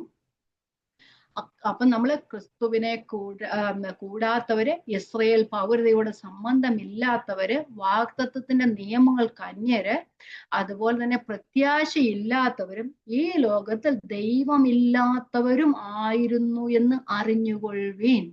ഇനിയാണ് ഒരു മാറ്റം അവിടെ വരുന്നത്. അങ്ങനെയുണ്ടായിരുന്ന നിങ്ങളെ, കാരണം ഇസ്രയേൽക്കാർക്ക് അല്ലെ യഹൂദ ജനത്തിന് വലിയൊരു നിയമങ്ങൾ ഉണ്ടായിരുന്നു. അവർ ദൈവത്തിന്റെ സ്വന്തം ജനമായിരുന്നു. ആ ദൈവം രാജാവായിരിക്കുന്ന ഒരു പ്രത്യേക രാഷ്ട്രം അവർക്കുണ്ടായിരുന്നു. എങ്ങനെ നോക്കിയാലും ദൈവത്തോട് ഒരിക്കലും അടുത്തു വരുവാൻ കഴിയാത്ത ഒരു ജനതയായിരുന്നു ജാതികൾ എന്ന് പറയുന്നത്. അങ്ങനെയായിരുന്ന നമ്മെ, അല്ലെങ്കിൽ ജാതികളായിരുന്നവരെ ദൈവം ക്രിസ്തുവേശുവിൽ ക്രിസ്തുവിന്റെ രക്തത്താൽ സമീപസ്ഥരാക്കി തീർത്തു. വായിക്കാം 2:13. മുമ്പേ ദൂരസ്ഥരായിരുന്ന നിങ്ങൾ ഇപ്പോൾ ക്രിസ്തുവേശുവിൽ ക്രിസ്തുവിന്റെ രക്തത്താൽ സമീപസ്ഥരായി തീർന്നു. അപ്പം എഫേസോസിലെ വിശുദ്ധന്മാര് ജാതികളായിരുന്നു. ഈ യഹൂദന്മാർക്കുള്ള യാതൊരു പദവികളും അവർക്കില്ലായിരുന്നു. അപ്പൊ അങ്ങനെ യഹൂദന്മാർക്കുള്ള പദവികൾ ഇല്ലായിരുന്നു. യഹൂദന്മാരോട് ശത്രുത്വമായിരുന്നു, അതുപോലെ ദൈവത്തോടും ശത്രു. നമ്മൾ ഇവിടെ കാണാൻ പോകുന്ന താഴെയുള്ള വാക്യങ്ങളിലെ ആ വേർപാടിന്റെ നടിച്ചുവർ ഇടിച്ചു കളഞ്ഞിട്ട് 2 കാര്യത്തിലാണ് വേർപെടുക. ഒന്ന്, യഹൂദന്മാരും ജാതികളും തമ്മിലുള്ള വേർപാടിന്റെ നടിച്ചുവർ ഇടിച്ചു കളഞ്ഞു. അതുപോലെ തന്നെ ദൈവവും ജാതികളും ഇടയിലുള്ള ഒരു വേർപാടിന്റെ നടിച്ചുവരും ഇടിച്ചു കളഞ്ഞു. അപ്പൊ അതെല്ലാം സംഭവിച്ചത് ക്രിസ്തുവിലൂടെയാണ്. മുമ്പേ ദൂരസ്ഥരായിരുന്നു. അപ്പം യഹൂദന്മാരും ദൈവത്തോട് ദൂരസ്ഥരായിരുന്നെങ്കിലും അവര് സമീപസ്ഥരായിരുന്നു എന്ന് അവര് പറയുന്നത്. പക്ഷെ ജാതികൾ എന്ന് പറഞ്ഞാൽ അങ്ങനെ ഒരവസ്ഥ പോലും അവർക്കില്ലായിരുന്നു. അവര് ദൂരസ്ഥരായിരുന്നു. മുമ്പേ നിങ്ങൾ ദൂരസ്ഥരായിരുന്നു പറഞ്ഞാൽ ദൈവത്തോട് അകന്നു പോയിരുന്നു. ദൈവത്തോടും ദൂരെയായിരുന്നു, ഇസ്രായേൽ പൗരതയോടും നിങ്ങൾ ദൂരെയായിരുന്നു. അപ്പം അങ്ങനെയുള്ളവർ നിങ്ങൾ ഇപ്പോൾ ക്രിസ്തുവേശുവിൽ ക്രിസ്തുവിന്റെ രക്തത്താൽ സമീപസ്ഥരായി തീർന്നു. അപ്പൊ ക്രിസ്തുവിന്റെ രക്തത്താലാണ് സമീപസ്ഥരായി തീർന്നത്. അപ്പൊ ഒന്ന് ആലോചിച്ച്, നമ്മൾ അവിടെ പറഞ്ഞില്ലേ, ക്രിസ്തുവിനെ കൂടാതെ ഉള്ളവരെന്ന് പറഞ്ഞാൽ ഒന്നുമില്ല. ക്രിസ്തു ഇല്ല എന്ന് പറഞ്ഞാൽ ജീവിതത്തില് ഒന്നും ഇല്ല. നമുക്കറിയാം, ഈ ക്രിസ്ത്യാനികൾ എന്ന് പറഞ്ഞു വരുന്ന അല്ലെങ്കിൽ പേര് പറയുന്ന പല ഡിനോമിനേഷൻസുകളും ക്രിസ്തുവില്ലാത്തവരാണ്. അവര് ഏകദൈവത്തെ ആരാധിക്കുന്നുണ്ട്. പക്ഷേ യേശുവിനെ മശിഹ എന്ന് അംഗീകരിക്കാനും രക്ഷിതാവെന്ന് അംഗീകരിക്കാനും അവർക്ക് കഴിയത്തില്ല. യേശുവിന്റെ നമുക്കറിയാം വൺനെസ് പെന്തക്കോസ്റ്റലിസം, അതുപോലെ തന്നെ മോർമനിസം, അങ്ങനെ ക്രിസ്റ്റാഡൽഫിയൻസ്, അങ്ങനെ ഒത്തിരിയും കാര്യമുണ്ട്. അതുപോലെ തന്നെ നമ്മുടെ ശബത്ത് ഡേ അഡ്വഞ്ചേഴ്സ് ഒക്കെ ഇല്ലേ, അങ്ങനെ ജഹോവ വിറ്റ്നസ്, അവരൊക്കെ ദൈവത്തെ ആരാധിക്കുന്നവരാ. പക്ഷേ അവരൊക്കെ വെറും കൾട്ടാണ്. കാരണം ക്രിസ്തുവിനെ ആരാധിക്കുന്നില്ല. ക്രിസ്തുവിനെ അക്സെപ്റ്റ് ചെയ്യാൻ അവർക്ക് മനസ്സില്ല. കാരണം ക്രിസ്തുവില്ലെങ്കിൽ ആരുമില്ല. ദൈവത്തോട് നാം അടുക്കുന്നത് തന്നെ ക്രിസ്തുവിലൂടെയാണ്. നമ്മളുടെ എല്ലാ പാപങ്ങൾക്ക് പരിഹാരത്തിനായിട്ട് ആ ക്രിസ്തു ഈ ലോകത്തിലേക്ക് വന്നേ. ആദ്യം നാം എല്ലാവരും ദൈവത്തിന്, അല്ലെങ്കിൽ ആദമിൽ നോക്കിക്കഴിഞ്ഞാൽ ആദം ദൈവത്തിന്റെ മകനായിരുന്നു. പാപം ചെയ്തതുപോലെ ഏക മനുഷ്യനാൽ പാപവും പാപത്താൽ മരണവും ഈ ലോകത്തിലേക്ക് വന്നു. അങ്ങനെ പറഞ്ഞു കഴിയുമ്പോൾ ഈ ദൈവത്തിന്റെ സ്വന്തം ജനമെന്ന് പറയുവാൻ, അല്ലെ ദൈവത്തിന്റെ മക്കളെന്ന് പറയുവാൻ ആർക്കും യോഗ്യതയില്ലായിരുന്നു. എല്ലാവരും പാപം ചെയ്ത് ദൈവതേജസ് ഇല്ലാത്തവരായി തീർന്നപ്പോൾ ക്രിസ്തുവിനെ ഈ ലോകത്തിലേക്ക് അയച്ച്, തന്റെ ഏകജാതനായ പുത്രനെ ഈ ലോകത്തിലേക്ക് അയച്ച് നമ്മളുടെ പാപങ്ങൾക്ക് വേണ്ടി പ്രായശ്ചിത്തം വരുത്തിയപ്പോൾ ക്രിസ്തുവിനെ അംഗീകരിക്കാത്ത ഏത് ക്രിസ്ത്യാനികളും ഇപ്പോഴും പാപത്തിന് കീഴെയാണ്. അവർക്ക് സ്വർഗത്തിലേക്ക് അവകാശമില്ല. ആ ക്രിസ്തുവിലേക്ക് അവർക്ക് അവകാശമില്ല. അത് നമ്മൾ മനസ്സിലാക്കണം. കാരണം ഈ പറഞ്ഞു വരുന്ന മറ്റെല്ലാ വിഭാഗങ്ങളും എന്ന് പറയുന്നത് ക്രിസ്തു ഇല്ലാത്തവരാണ്. ശബത്തുകാര്, വൺനെസ് പെന്തക്കോസ്റ്റൽസ്, അങ്ങനെ എല്ലാവരും, രക്ഷാസൈന്യം, നമ്മൾ കേട്ട സാൽവേഷൻ ആർമി, ഇവരാരും ക്രിസ്തുവിനെ അംഗീകരിക്കുന്നില്ല. അംഗീകരിക്കുന്നതായിരിക്കും, പ്രവാചകൻ അംഗീകരിക്കുന്നുണ്ടായിരിക്കാം, പക്ഷെ രക്ഷിതാവായി അംഗീകരിക്കുന്നില്ല. ക്രിസ്തുവിനെ രക്ഷിതാവായി അംഗീകരിക്കാത്ത ആരും സ്വർഗരാജ്യത്തിന് അവകാശികളാകുന്നില്ല. അതാണ് മനസ്സിലാകാൻ കഴിയാത്തവരെ. ദൈവം നമ്മുടെ ഹൃദയം തുറന്നാൽ മാത്രമേ നമുക്കിത് മനസ്സിലാക്കുവാനായിട്ട് കഴിയത്തുള്ളൂ. ക്രിസ്തുവിനെ രക്ഷിതാവായി അവൻ സ്വന്തത്തിലേക്ക് വന്നു, സ്വന്തമായവരും അവനെ കൈക്കൊണ്ടില്ല. അവനെ കൈക്കൊണ്ട് അവന്റെ നാമത്തിൽ വിശ്വസിക്കുന്ന ഏവർക്കും ദൈവമക്കളാകുവാൻ അധികാരം കൊടുത്തു. ക്രിസ്ത്യാനികളെന്ന് പറഞ്ഞതുകൊണ്ട് കാര്യമില്ല, സ്നാനമേറ്റെന്ന് പറഞ്ഞതുകൊണ്ട് കാര്യമില്ല. ഞാൻ കഴിഞ്ഞ ക്ലാസ്സിലും പറഞ്ഞു, ഞാൻ അവിടെ പോയി ആരാധനയ്ക്ക് പോയെന്ന് പറഞ്ഞിട്ട് കാര്യമില്ല, ഞാൻ കുറെ മെഴുകുതിരി കത്തിച്ചെന്ന് പറഞ്ഞിട്ട് കാര്യമില്ല, ഞാൻ കുറെ സൽപ്രവൃത്തികൾ ചെയ്തെന്ന് പറഞ്ഞിട്ട് കാര്യമില്ല.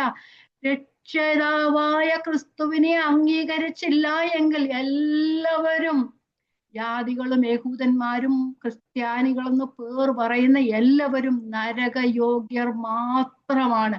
ക്രിസ്തുവിനോട് മാത്രമേ ഞാൻ വഴിയും സത്യവും ജീവനുമാകുന്നു, എന്നിലൂടെ അല്ലാതെ ആർക്കും പിതാവിന്റെ സന്നിധിയിലെത്തുവാൻ കഴിയില്ല എന്ന് പറഞ്ഞ ഏക ദൈവമായ ദൈവത്തെ അറിയുന്നതും അല്ലേ.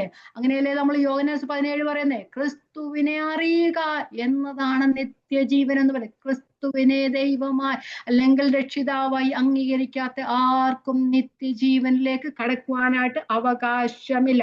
അപ്പം അങ്ങനെയുള്ളവരായിരുന്നു എഫേസോസിൽ. നമ്മളെല്ലാവരും അങ്ങനെയുള്ളവരായിരുന്നു. അപ്പം നമ്മളെ ക്രിസ്തുവിന്റെ രക്തത്താൽ ക്രിസ്തുവേശുവിൽ സമീപസ്ഥരായി തീർന്നു. അപ്പൊ ഒരു റെക്കൺസിലിയേഷൻ ഉണ്ടായി, നിരപ്പുണ്ടായി. ഒരിക്കലും ദൈവത്തോട് സംബന്ധമില്ലാത്തവരാണ് ദൈവത്തോട്. കാരണം കോപപാത്രങ്ങളായിരുന്നു. എങ്ങനെയാ കോപപാത്രങ്ങളായി തീർന്നത്? പാപത്തിന്റെ ഫലമായി. അല്ലെങ്കിൽ ദൈവത്തിന് പാപികളെ ഇഷ്ടമാണ്, പക്ഷെ പാപത്തോട് വെറുപ്പാണ്. നാം പാപികളായതുകൊണ്ടാണ് നാം പാപം ചെയ്യുന്നത്. ഏക മനുഷ്യനാൽ പാപവും പാപത്താൽ മരണവും ലോകത്തിൽ വന്നു. ആദമ്യ പാപം മൂലം ജന്മനാ പ്രകൃതിയാൽ നമ്മൾ പാപികളാണ്. പ്രകൃതിയാൽ നമ്മൾ പാപികളായതുകൊണ്ട്, നമ്മൾ പാപ സ്വഭാവം ഉള്ളത് കൊണ്ട് നാം പാപം ചെയ്തുകൊണ്ടേയിരിക്കുന്നു. പാപം ചെയ്യുന്നവരോടെല്ലാം ദൈവത്തിന്റെ വികാരം എന്ന് പറയുന്നത് ക്രോധവും കോപവും മാത്രമേ ഉള്ളൂ. അപ്പം നാം ദൈവത്തോട് നിരപ്പ് പ്രാപിച്ചു. അപ്പൊ നിരപ്പ് പ്രാപിക്കുന്നത് ക്രിസ്തുവിന്റെ രക്തത്താലാണ്. മുമ്പേ ദൂരസ്ഥരായിരുന്ന നിങ്ങൾ ഇപ്പോൾ ക്രിസ്തുവേശുവിൽ ക്രിസ്തുവിന്റെ രക്തത്താൽ സമീപത്തായിരുന്നു. അപ്പം എല്ലാവരും പാപികളായിരുന്നു. അപ്പം പാപികളായ യഹൂദന്മാർക്കാണെങ്കിലും പാപികളാകുന്ന ജാതികളെ കുറിച്ച് എപ്പം പറയുന്നത്, ജാതികളാകുന്ന ഇവർക്കായിരുന്നെങ്കിലും ദൈവത്തിങ്കലേക്ക് അടുത്തു വരണമെങ്കിൽ പാപത്തിൽ നിന്നൊരു ശുദ്ധീകരണം പ്രാപിക്കണം. ക്രിസ്തുവിന്റെ രക്തത്താൽ അല്ലാതെ ശുദ്ധീകരണം പ്രാപിപ്പാൻ ആർക്കും കഴിയുകയില്ല. അപ്പൊ ക്രിസ്തുവിന്റെ രക്തം സകല പാപവും പോക്കി നമ്മെ ശുദ്ധീകരിക്കുന്നു. അപ്പം ആ ക്രിസ്തുവിന്റെ കാൽവറി യാഗത്താൽ വിശ്വസിക്കുന്നവർ മാത്രമാണ് ദൈവത്തോട് നിരപ്പ് പ്രാപിക്കുന്നത്. നമ്മൾ ഒന്നും ചെയ്യേണ്ട കാര്യമില്ല, ദൈവം എല്ലാം നമുക്ക് വേണ്ടി ചെയ്തു കഴിഞ്ഞു. ഒന്ന് വിശ്വസിച്ചാൽ മാത്രം മതി. അപ്പൊ ക്രിസ്തുവിൽ ആലോചിച്ച് നോക്കിയേ, ക്രിസ്ത്യാനികൾ എന്ന് പറയുന്നവർ പോലും നമ്മൾ ഇത്രയും മനസ്സിലാക്കി പഠിച്ചത് കൊണ്ട് നമുക്കത് മനസ്സിലാക്കുവാൻ കഴിയും. ക്രിസ്തുവില്ലാത്തവർ ദൈവത്തോട് നിരപ്പ് പ്രാപിക്കാത്തവരാണ്. ദൈവരാജ്യത്തിന്, നിത്യരാജ്യത്തിന് അവകാശികളില്ലാത്തവരാണ്. അപ്പൊ നിത്യജീവന് അവകാശികളല്ല.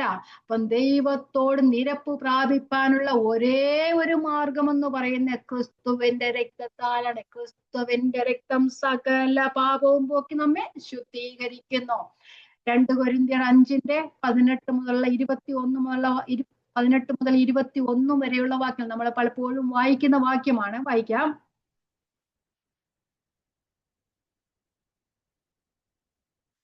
അതിനൊക്കെയും ദൈവം തന്നെ കാരണഭൂതൻ, അവൻ നമ്മെ ക്രിസ്തു മൂലം തന്നോട് നിരപ്പിച്ചു, നിരപ്പിന്റെ ശുശ്രൂഷ തന്നിരിക്കുന്നു.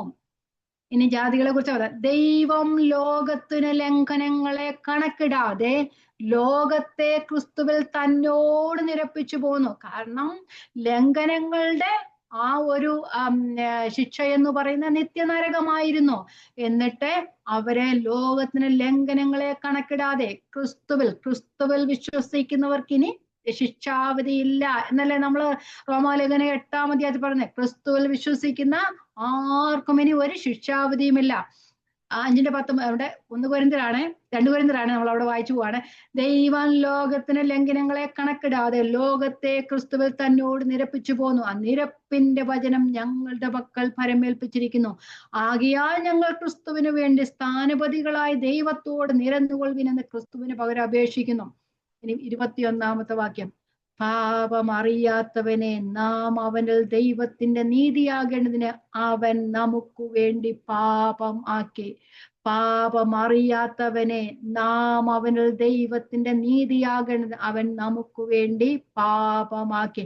അപ്പം ദൈവത്തോട് നീതി പ്രാപിക്കാൻ ഒരിക്കലും യോഗ്യതയില്ലായിരുന്ന, നീതിയില്ലാത്ത എല്ലാ മനുഷ്യരെയും ദൈവം തന്റെ നീതി നമുക്ക് തരുന്നതിനു വേണ്ടി തന്റെ പുത്രന്റെ നീതി നമ്മുടെ മേൽ കണക്കിട്ടു.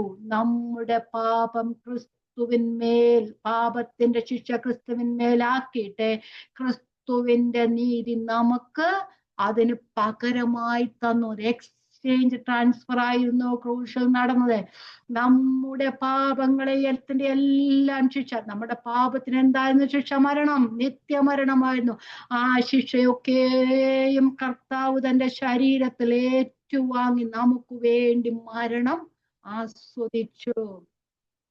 എന്നിട്ട് ഒരിക്കലും ഞാൻ കഴിഞ്ഞ ക്ലാസ്സിൽ പറഞ്ഞ നമ്മുടെ കണക്ക് പുസ്തകത്തിൽ ആകെ ഉണ്ടായിരുന്ന അനീതിയുടെ കണക്കും അതിക്രമങ്ങളുടെ കണക്കും മാത്രമേ ഉള്ളായിരുന്നു. ക്രൂശിൽ വെച്ച് അതെല്ലാം അങ്ങ് മായ്ച്ചു കളഞ്ഞിട്ട്, മായ്ച്ചെന്ന് പറഞ്ഞാൽ ഇനി അതിന് ഒരു സ്ഥാനവുമില്ല, അതിനെ ഓർത്തു വരുന്നതേയില്ല. പാപങ്ങളെയൊക്കെ സമുദ്രത്തിന്റെ അകത്തോളം ഇട്ട് കളഞ്ഞെന്ന് പറഞ്ഞില്ലേ, അടിത്തട്ടോളം ഇട്ട് കളഞ്ഞെന്ന് പറഞ്ഞതുപോലെ കാർമുകലിനെ പോലെ നമ്മുടെ പാപങ്ങളെ മോചിച്ചു. പാപം ചെയ്തിട്ടേയില്ല, തന്റെ പുത്രന്റെ നീതി നമ്മുടെ മേൽ കണക്കിട്ടു. ഒരിക്കലും ദൈവത്തിന്റെ നീതിക്ക് യോഗ്യതയില്ലായിരുന്നു നമ്മളുടെ മേൽ. നമ്മളെ പാപിയേ അല്ല, ദൈവത്തിന്റെ മക്കളെന്ന് പ്രഖ്യാപിച്ചത് എന്താണ്? ക്രിസ്തുവിന്റെ രക്തത്താൽ. അപ്പൊ ക്രിസ്തുവിൽ വിശ്വസിക്കാത്തവർക്കും ക്രിസ്തുവിന്റെ രക്തത്തിൽ വിശ്വസിക്കാത്തവർക്കും ഈ അവകാശങ്ങളൊന്നുമില്ല. ദൈവത്തിന്റെ മക്കളെന്ന അവകാശത്തിലേക്ക് എത്തിച്ചേരുവാനായിട്ട് കഴിയുന്നില്ല. എബ്രായ ലേഖനം 10:19 മുതൽ 21 വരെയുള്ള വാക്യങ്ങൾ. അതുകൊണ്ട് എബ്രായ ലേഖനം 10:19 മുതൽ 22 വരെയുള്ള വാക്യം. അതുകൊണ്ട് സഹോദരന്മാരെ, യേശു തന്റെ ദേഹം എന്ന തിരശീലയിൽ കൂടി നമുക്ക് പ്രതിഷ്ഠിച്ച ജീവനുള്ള പുതുവഴിയായി തന്റെ രക്തത്താൽ വിശുദ്ധ മന്ദിരത്തിലേക്കുള്ള പ്രവേശനത്തിന് ധൈര്യവും ദേവാലയത്തിൽ ഒരു മഹാപുരോഹിതനും നമുക്കുള്ളത് കൊണ്ട് നാം ദുർമനസാക്ഷി നീങ്ങുമാറെ ഹൃദയങ്ങളിൽ തളിക്കപ്പെട്ടവരും ശുദ്ധവെള്ളത്താൽ ശരീരം കഴുകപ്പെട്ടവരുമായി വിശ്വാസത്തിന്റെ പൂർണ്ണ നിശ്ചയം കൊണ്ട് പരമാർത്ഥ ഹൃദയത്തോടെ ഏത് സമയത്തും ആ കൃപാസനത്തിന്റെ അടുക്കലേക്ക് അടുത്തു വരുവാനുള്ള ഒരു വലിയൊരു ഭാഗ്യം. ധൈര്യത്തോടെ, പണ്ട് ധൈര്യമൊന്നും ഇല്ലായിരുന്നു. ആ വിശുദ്ധ മന്ദിരത്തിലേക്ക്, അതിപരിശുദ്ധ സ്ഥലത്തേക്ക് പുരോഹിതന്മാര് പോലും, മഹാപുരോഹിതന്മാർ പോലും പ്രവേശിച്ചിട്ടുണ്ടെങ്കിൽ അവരൊന്നും ധൈര്യത്തോടു കൂടെയല്ല പ്രവേശിച്ചിരുന്നത്. ആണ്ടിലൊരിക്കൽ മഹാപുരോഹിതൻ മാത്രം വിശുദ്ധ മന്ദിരത്തിലേക്ക്, അല്ലെ അതിവിശുദ്ധ സ്ഥലത്തേക്ക് പ്രവേശിക്കുന്നു. അതെങ്ങനെയാണ്? താൻ പാപം ചെയ്തിട്ടുണ്ടെങ്കിൽ താൻ അവിടെ വീണാൽ ആരും പോയി എടുക്കാൻ ഒക്കത്തില്ല. അതുകൊണ്ട് ചങ്ങലയാൽ ബന്ധിക്കപ്പെട്ടവനായിട്ടായിരുന്നു പോരുന്നത്. അപ്പൊ ഒരു ധൈര്യവുമില്ലായിരുന്നു. അങ്ങനെ ധൈര്യം ഒരു മഹാപുരോഹിതന് പോലും, മഹാപുരോഹിതനായ നോയമ്പുകളും അങ്ങനെയൊക്കെ ദൈവം പറഞ്ഞിട്ടുള്ള എല്ലാ കാര്യങ്ങളും ചെയ്തിട്ടാണ് ആ വിശുദ്ധ മന്ദിരത്തിലേക്ക് അല്ലെങ്കിൽ അതിവിശുദ്ധ സ്ഥലത്തേക്ക് പോയിരുന്നത്. എങ്കിലും അവർക്ക് ധൈര്യമില്ലായിരുന്നു. ഭയത്തോടു കൂടെയായിരുന്നു, ഭയത്തോടുകൂടെ അല്ലെ, ആ ഭയത്തോടുകൂടെയായിരുന്നു പുരോഹിതൻ പോയിരുന്നത്. ഇപ്പം ധൈര്യത്തോടെ, ഒരു ഭയവുമില്ലാതെ പുത്രന് രക്തത്താൽ കഴുകപ്പെട്ട നമുക്ക് ഓരോരുത്തർക്കും ഏത് സമയത്തും, പണ്ടാണ്ടിലൊരിക്കലായിരുന്നെങ്കിൽ ഏത് സമയത്തും, രാത്രിയിലോ പകലോ എന്നൊന്നില്ലാതെ ഏത് സമയത്തും പിതാവിന്റെ സന്നിധിയിലേക്ക് ധൈര്യത്തോടെ അടുത്തു ചെല്ലുവാൻ പ്രവേശനം ലഭിച്ചവരാണ് നമ്മള്. ദൈവം രാജാവാണ് നമ്മുടെ, അല്ലേ? ആ നമുക്ക് ഈ ലോകത്തിലെ ഏതെങ്കിലും ഒരു പ്രഭുക്കന്മാരുടെ പോട്ടൊരു മേയറിന്റെ അടുത്തോട്ട് പോകണമെങ്കിൽ അപ്പോയിന്റ്മെന്റ് ഇല്ലാതെ പോകാനല്ല, പിന്നല്ലേ പ്രസിഡന്റിന്റെ അടുത്തോട്ട് പോകുന്നതല്ലേ? അങ്ങനെയാണെങ്കിൽ ഈ ലോക സൃഷ്ടിതാവായ ദൈവത്തിന്റെ അടുത്തേക്ക് പോകാൻ എന്തെങ്കിലും നമുക്ക് ലിമിറ്റേഷൻ ഉണ്ടോ? എന്ത് ഭാഗ്യമുള്ളവരാ നാം, അല്ലേ? ഈ ലോകത്തിലെ വലിയ നേതാക്കന്മാരെന്ന് പറയുന്നവരും വലിയ വലിയ മതസമൂഹങ്ങളുടെ നേതാവിനെ പോലും നമ്മളൊന്ന് കാണണമെങ്കിൽ അപ്പോയിന്റ്മെന്റ് ഇല്ലാതെ പോകാൻ ഒക്കുമോ?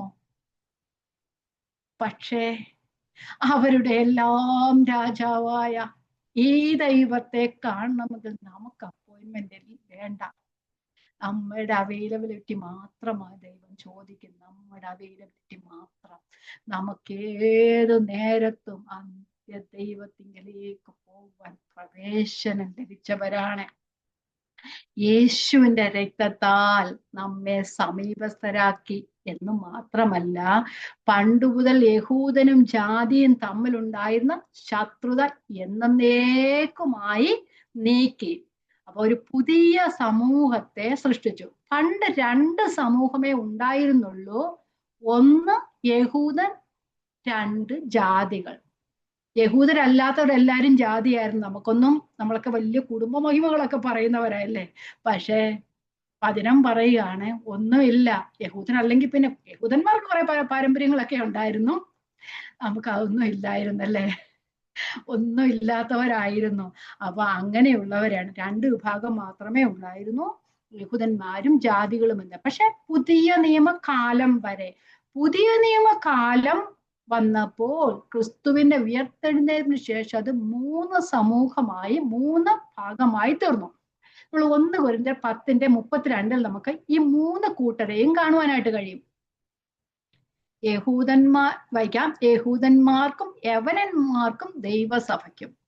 അപ്പം ആ പുതിയ നിയമകാലത്ത് ക്രിസ്തുവിന്റെ രക്തത്താൽ രൂപാന്തരീകരിക്കപ്പെട്ട ഒരു പുതിയ എൻറ്റൈറ്റിയാണ്, അല്ലെങ്കിൽ സ്ഥാപനമാണ് സഭ എന്നുള്ളത്. അപ്പൊ അതിനു മുമ്പ് വരെ യഹൂദന്മാരും യവനന്മാരും മാത്രമേ ഉള്ളൂ. അപ്പൊ ക്രിസ്തു തന്റെ രക്തത്താൽ യഹൂദന്മാരെയും ജാതികളെയും ഒന്നാക്കി തീർത്തു. അതുപോലെ തന്നെ ആ ഒരു പുതിയൊരു സഭയെ അല്ലെങ്കിൽ ഒരു സമൂഹത്തെ സൃഷ്ടിച്ചിരുന്നു. അപ്പം വിശ്വസിക്കുന്ന യഹൂദനും വിശ്വസിക്കുന്ന ജാതിയും ഉൾപ്പെട്ട ദൈവത്തിന്റെ സഭയാണ് പുതിയ എൻറ്റൈറ്റി ആയിട്ടുള്ളത്. അപ്പം ഒരു പുതിയ സമൂഹം വന്നു. ഇനി അത് യഹൂദനും ഇല്ല, യവനനും ഇല്ല, ജാതിയില്ല, ഒന്നുമില്ല. ഈ മൂന്ന് വിഭാഗങ്ങളും ഇപ്പൊ ഉണ്ട് എങ്കിൽ തന്നെയും ക്രിസ്തുവിൽ വിശ്വസിക്കുന്ന യഹൂദനും ജാതിയും എല്ലാവരും ക്രിസ്തുവിൽ ഒന്നാണ്.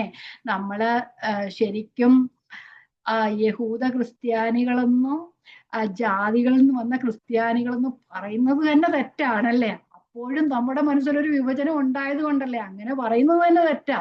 അതിലെ ഒരു വിഭാഗം മാത്രമേ ഉള്ളൂ ക്രിസ്ത്യാനികൾ.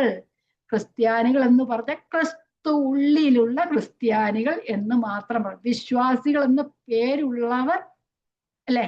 അപ്പം വിശ്വാസികൾ എന്ന് പറയുന്നവരും ക്രിസ്തു വിശ്വസിക്കുന്നവർ, ക്രിസ്തു ഉള്ളവർ മാത്രമാണ്. അപ്പം ഇവിടെ എന്താ, പ്രകൃതിയാൽ ജാതികളായിരുന്നു നാം എല്ലാവരും. അത് എഫെസോസിലെ വിശ്വാസികളോടാണ് പറയുന്നെങ്കിലും നാം പ്രകൃതിയാൽ ജാതികളായിരുന്നു.